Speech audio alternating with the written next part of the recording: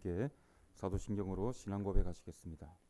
전능하사 천지를 만드신 하나님 아버지를 내가 믿사오며 그 외아들 우리 주 예수 그리스도를 믿사오니 이는 성령으로 잉태하사 동정녀 마리아에게 나시고 본디오 빌라도에게 고난을 받으사 십자가에 못 박혀 죽으시고 장사한 지 사흘 만에 죽은 자 가운데서 다시 살아나시며 하늘에 오르사 전능하신 하나님 우편에 앉아 계시다가 저리로서 산 자와 죽은 자를 심판하러 오시리라. 성령을 믿사오며 거룩한 공예와 성도가 서로 교통하는 것과 죄를 사하여 주시는 것과 몸이 다시 사는 것과 영원히 사는 것을 믿사옵나이다. 아멘. 다 함께 149장 찬송하시겠습니다. 찬송가 149장입니다.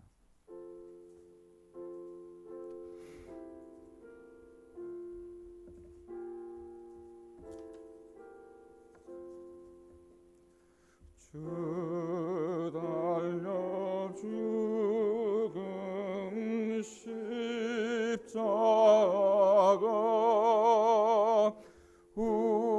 우리가 생각할 때에 세상에 속한 욕심을 헛된 줄 알고 버리네. 죽으신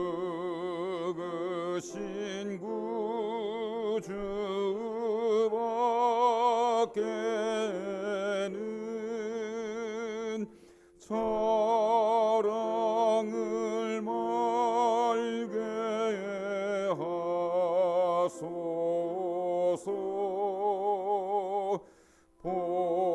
보혈의 공로 힘입어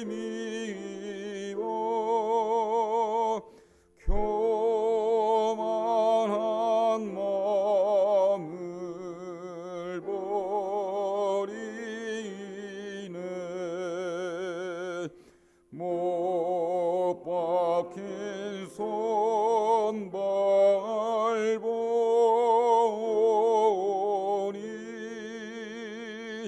근접이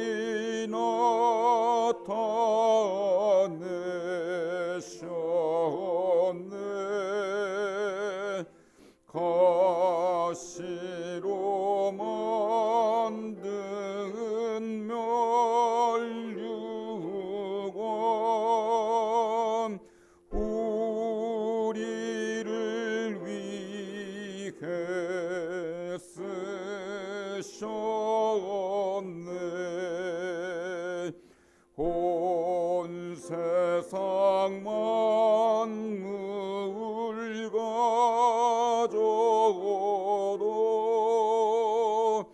죽은에 못 다가갑겠네.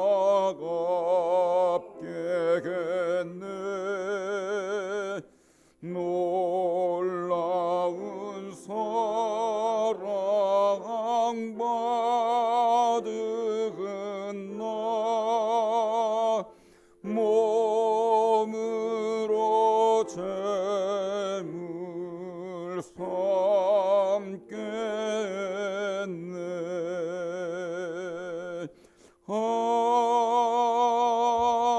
아멘.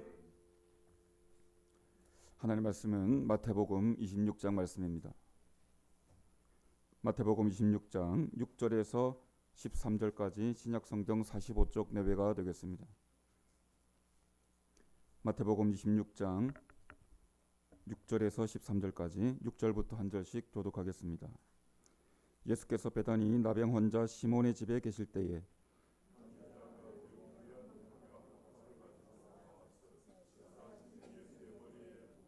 제자들이 보고 분개하여 이르되 무슨 의도로 이것을 허비하느냐.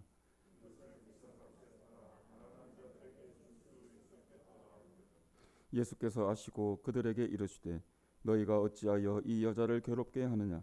그가 내게 좋은 일을 하였느니라.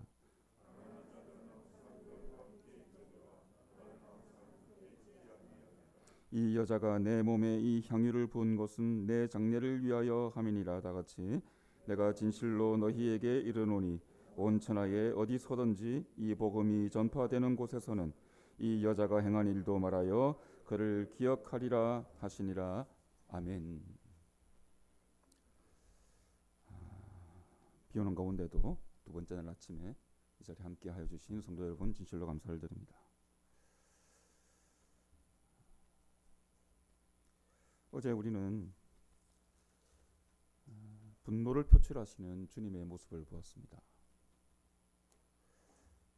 예루살렘 성과 성전을 향하여, 특별히 성전 안에서 예배를 놓치고 장사에 몰두하는 사람들의 모습을 보고 몹시 분개하셨다.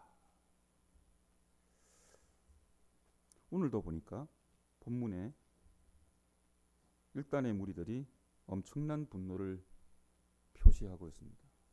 그들은 누구인가? 다름 아닌 주님의 제자들인 것입니다. 그들의 분노는 무엇을 향한 것이었나? 한 여자가 매우 가치 있는 물건을 단 한 방에 낭비해 버렸기 때문입니다.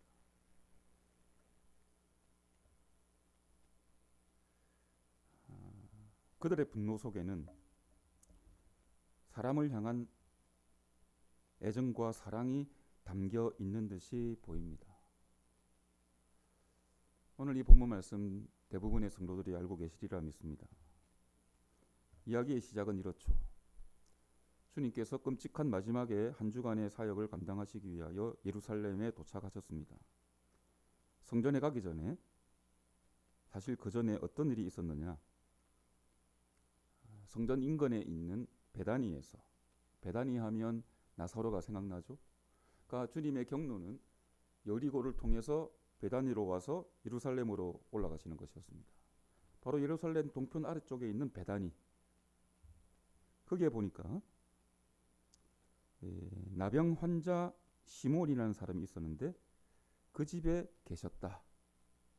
성경 전체를 통할하여 그 여정을 다시 이렇게 맞춰보면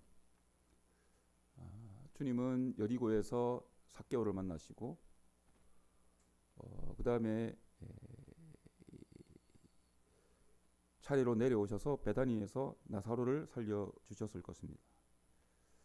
그 소문이 확장되고 온 세상을 깜짝 놀라게 하였을 터인데 이 베다니에는 나사로의 식구뿐만 아니라 나병 환자 시몬이라고 하는 회심한 사람이 있었더라. 그래서 주님은 이 베단이라는 동네를 무척 사랑하시고 일종의 마음의 안식처처럼 느끼셨을 것입니다. 그래서 바로 그 나병 환자 시몬의 집에 머물고 있는데 한 여인이 갑자기 나타나죠. 그것도 주님께서 제자들과 함께 식사하고 계신 자리에. 그 여인은 누구인가? 마태복음에는 밝혀지지가 않고 있지만 요한복음 12장에는 밝혀지고 있습니다. 바로 나사로의 누이 중에 한 명인 마리아였던 것입니다. 마리아. 그 여인이 주님께 나오더니 매우 귀한 향유 한 옥합을 깨뜨려 주님의 머리에 붓더라 하는 것입니다.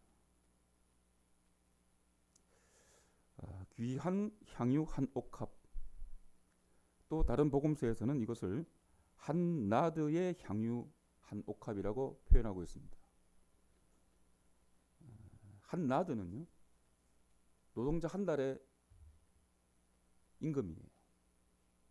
그러니까 넉넉 잡아 보면은요, 최소한 3천만 원에서 한 5천만 원은 되는 돈입니다.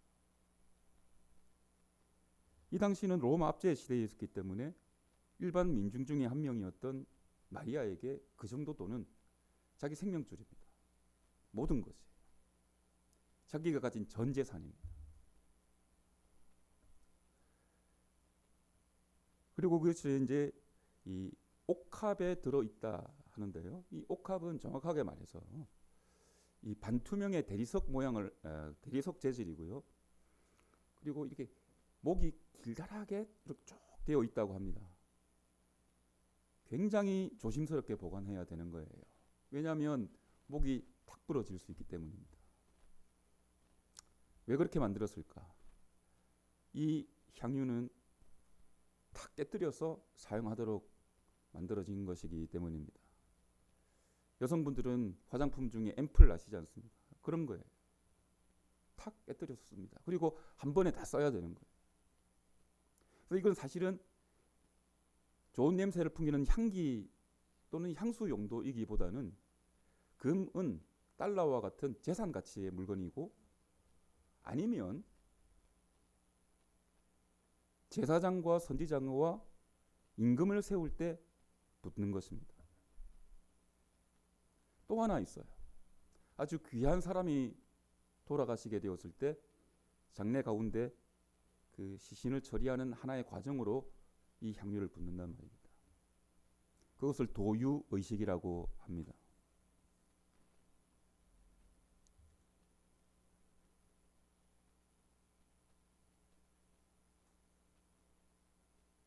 성도 여러분, 이 장면이 단박에 쉽게 이해가 되시는지요?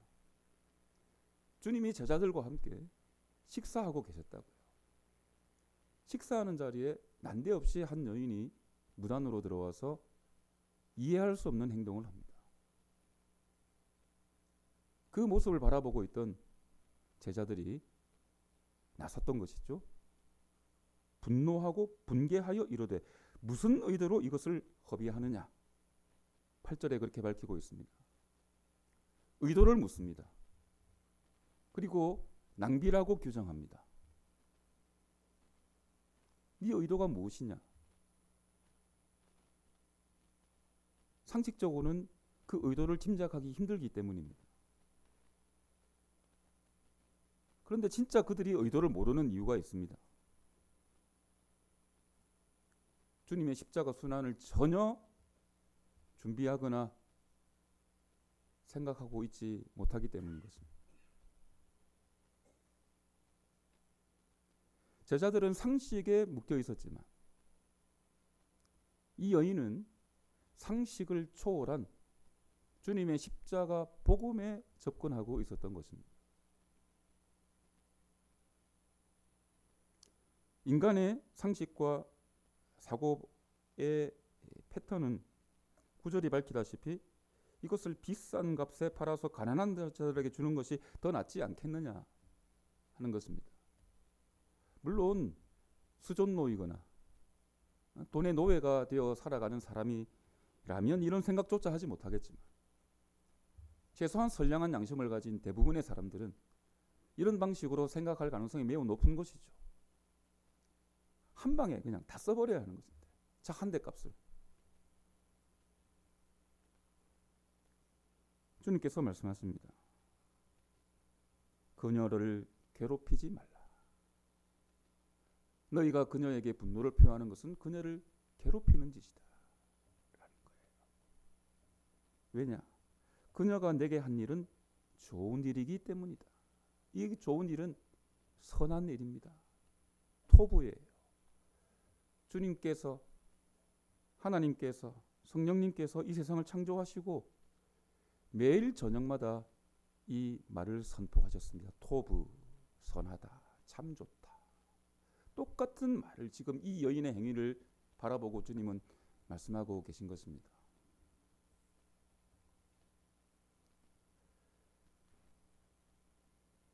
단지 그냥 통틀어서 좋은 일인가? 의미심장한 말씀을 주님께서 이어가시는데요. 너희들이 생각하는 그 가난한 사람들, 추정컨대 예루살렘 근처에 수천 명의 빈민들이 있었을 것으로 그렇게 계산되고 있습니다.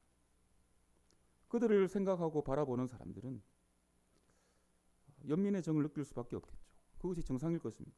주님은 이렇게 말씀하십니다. 가난한 자들은 너희 주변에 늘 있을 것이다. 그렇지 않습니까? 우리는 가난을 물리치고 싶고 특별히 우리나라는 70년대 새마을 운동을 시점으로 해가지고 가난을 퇴치하는 일에 우리는 다 같이 힘을 모았습니다. 그리고 이렇게 부유한 나라가 되었습니다. 물론 상대적 박탈감 때문에 서로들 힘들어하기는 하지만 여러분, 그 새마을 운동이 앞으로 1000번 만번 더 펼쳐져서 진행된다 한들 가난이 이 세상에서 없어지겠습니까? 그럴 리는 없는 것입니다. 우리나라는 쌀이 썩어 나가지만 선교지에 가면 먹을 것이 없습니다. 그것이 여전한 현실입니다.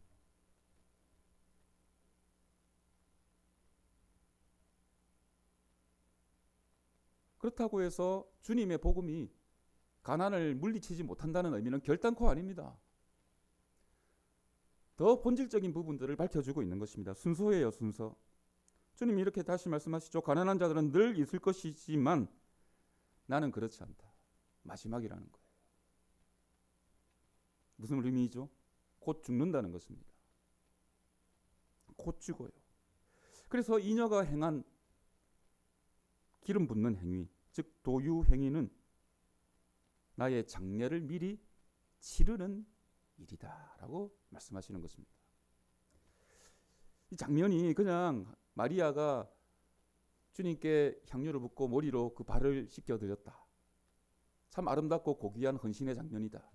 정도로 생각할 수 있겠지만 전후 맥락을 우리는 좀 더 살펴볼 필요가 있습니다. 26장이 어떻게 시작되느냐면요. 예수께서 감람산 광화를 다 마치시고 마지막 설교예요. 제자들에게 말씀하십니다. 2절에 너희가 아는 바와 같이 이틀이 지나면 유월절이라 인자가 십자가에 못 박히기 위하여 팔리리라 하시더라. 마지막으로 십자가 순환을 구체적으로 말씀하고 계셨다는 거예요. 근데 제자들은 아무도 주님의 장래의 장래, 곧 있을 죽음을 전혀 예상하지 못하고 전혀 생각하지 못하고 있다. 그러나 오빠 나사로가 살아난 그 사건, 아니 그 전에 마리아에는 이 영적인 이 훌륭한 성품이 이미 다 나타났었죠. 마르다는 일하는 데 집중했지만 마리아는 말씀에 집중했습니다. 주님이 하시는 말씀이라면 마음을 다 열고 일일이 다 체크했고 그 진정한 뜻이 무엇인지 청종하는 여인이었더라는 것입니다. 아무도 주님의 십자가를 생각하지 못하고 있을 그때에 이 여인은 주님의 십자가에 몰두하고 있었던 거예요.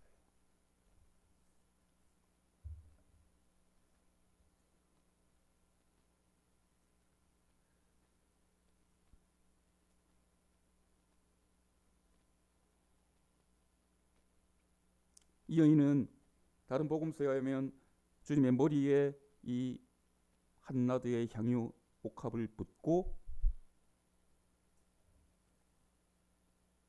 향유가 머리로부터 발끝까지 줄줄줄 흘러내려왔을 것입니까?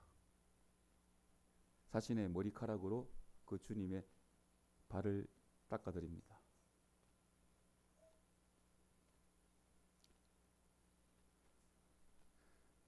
인간의 신체의 발은 여전히 가장 좀 우리가 거리끼는 부분입니다. 머리는 가장 귀한 부분입니다. 그리고 이때 여인의 머리는 일종의 면류관이에요. 인간의 가장 천한 신체 기관인 발을 자신의 면류관을 가지고 씻겨드리고 있다는 거죠.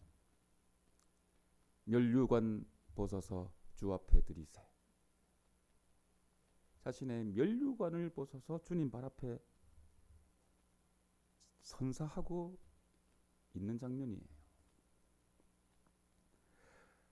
자기의 가장 귀한 목숨, 제자들보다 어쩌면 그녀는 가난한 자들에 대한 연민이 더 깊은 사람이었을 것입니다. 저는 그렇게 믿습니다.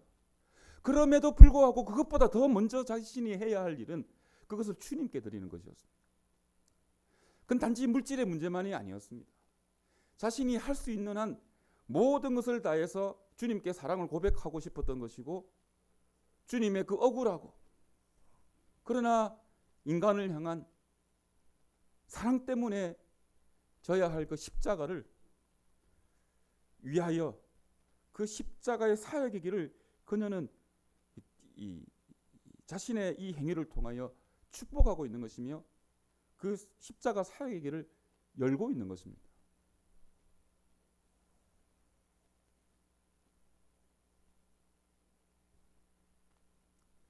또한 이 주님의 장례는 누구의 장례인가?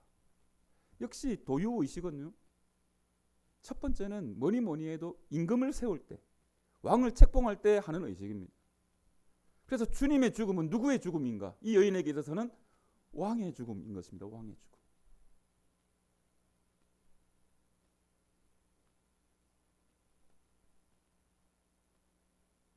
그래서 그녀는 지금 하고 있는 일이 첫 번째 왕에게 베풀고 있는 일이며, 왕의 죽음을 위하여 그녀는 이 일을 시행하고 있는 것입니다.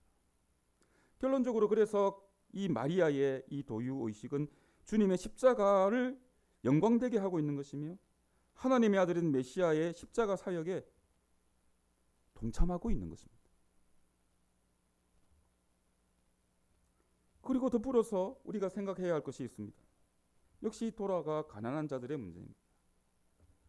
가난한 자들 불쌍히 여겨야 하고 긍휼을 베풀어야 마땅합니다. 그리스도인이 가장 중요하게 생각해야 할 신앙적 가치의 문제입니다. 그러나 여러분, 그럼에도 불구하고 오늘 성경은 인본주의와 신본주의의 차이점을 우리에게 가르쳐주고 있습니다. 가난한 자 풍성히 도와야 할 것입니다. 내가 가진 것 떼어내어서 돌봐야 할 것입니다. 남는 것이 아니라 가진 것을 떼어서 말입니다. 그러나 그럼에도 불구하고 가난의 문제는 우리의 물질로 해결되는 것이 아닙니다. 주님의 십자가 그 사랑과 은혜가 해결하는 것입니다. 성경에 여러 가지 예가 나오고 있습니다. 베드로와 시몬이 성전 미문에 앉은 안전뱅이를 향하여 은과 금은 내게 없으나 내가 내게 명하노니 나사렛 예수의 이름으로 일어나 걸어라. 그 안전뱅이의 심각한 실존적 문제는 가난이었을 것입니다. 그 가난, 금은 몇 푼으로 해결되는 일이 아닙니다. 원천적인 문제가 있습니다. 일어나 걸어야죠. 일어나 걸으려면 주님께서 늘 말씀하시듯이 죄 사함을 받아야 합니다. 죄 사함은 어떻게 받는 것입니까? 우리를 위하여 대속의 은혜를 허락하신 십자가의 공로와 그 은혜 속으로 들어가는 것입니다. 여리고성을 빠져나오실 때 또 한 명의 소경을 주님은 고쳐주십니다. 그 소경은 주님과 제자들을 향하여 대목을 만났다 생각하고 큰 돈을 만져볼 심산이었겠지만 주님은 돈을 주시지 않았습니다. 무엇을 주었을까요? 내 죄 사함을 받았다. 일어나 집으로 돌아가거라. 가난은 근본적으로 그렇게 해결되는 것입니다. 십자가가 없으면 가난의 문제도 해결되지 않고 부한자도 경건에 이를 수 없습니다. 그러므로 십자가가 있을 때 인간이 생각하는 모든 삶에 있어서 아픔과 고통과 고난은 비로소 그 해결에 첫 발을 내디디게 되는 것입니다. 십자가의 녀석에 온전히 들어가게 될 때 그 모든 근원적인 인간의 죄로부터 비롯된 문제들은 씻음을 받고 해결함을 받고 회복되기 시작하는 것입니다. 사랑하는 성도 여러분, 예수님의 제자들은 이것을 몰랐습니다. 왜일까요? 사랑이 없었기 때문에. 진정한 사랑이 없었기 때문에. 그들은 위선자들이었습니다. 가난한 자들에 대한 진정한 사랑이 없었다고요. 진짜 진정한 사랑이 그들에게 있었다면 주님의 십자가를 그들에게 제시하려 했을 것입니다. 주님의 십자가의 길을 먼저 도모하려고 했을 것이라는 것입니다. 두 부류의 사랑의 이 근본적인 성격의 차이점이 나타납니다. 주님이 성전을 향하여 내뿜으신 그 분노는요, 죄로 인해 고통받는 사람들에 대한 사랑이었어요. 그러나 이 마리아를 향하여 표출했던 제자들의 분노는요, 사랑 없는 증거였던 것입니다. 사랑하는 성도 여러분, 메시아가 이 세상에 왔습니다. 죄로 인해서 신음하고 죽어가는 우리를 살리려고 이 세상에 오셨습니다. 우리가 살려면 주님은 죽어야만 합니다. 죽어야 하신다고요. 그래야 우리가 살고 가난한 자도 살며 부자도 함께 살 수 있습니다.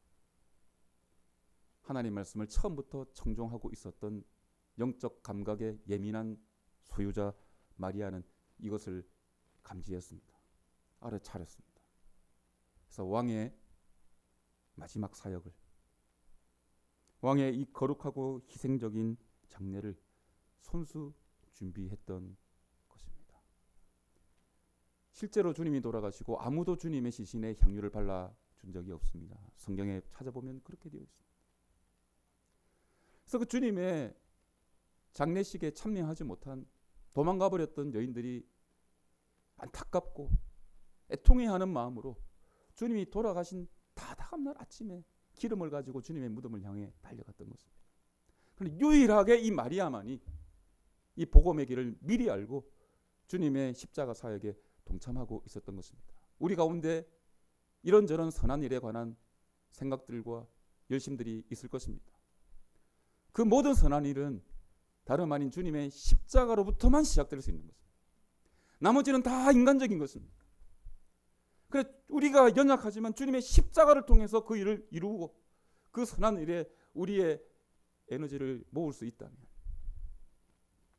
주님이 십자가를 통하여 또한 우리를 사용하셔서 이루시고자 하는 모든 사랑의 일은 실제의 것이 되고 우리 교회를 기름지게 하는 놀라운 은혜로 작용하게 될 것입니다. 결론은 십자가입니다. 십자가가 먼저입니다. 십자가 때문에 우리는 살았습니다. 십자가 때문에 우리는 살 것입니다. 그 십자가 은혜를 먼저 붙드시고 그 은혜 속에 함께 들어가시는 여러분이 되시기를 주님의 이름으로 축복합니다. 기도하십시다.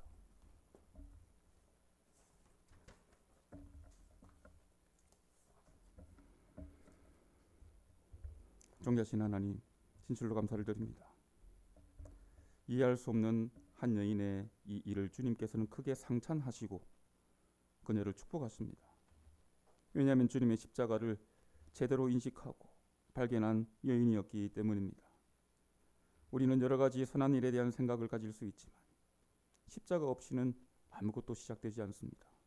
주여, 우리의 생각들을 다 내려놓고 우리가 정말 겸비한 심령이 되어서 주님의 십자가 앞에 나아가며 우리의 면류관을 벗어 주님의 발 앞에 내어드릴 수 있는 십자가를 사랑하는, 그리하여 주님이 원하신 사랑을 실천하는 사랑의 제자들이 되게 하여 주시옵소서. 예수님의 이름으로 기도드리옵나이다. 아멘. 말씀을 생각하시면서 그리고 각자 가지고 오신 기도 제목을 가지고 계속 기도하시다가 돌아가시기 바랍니다. 기도하시겠습니다.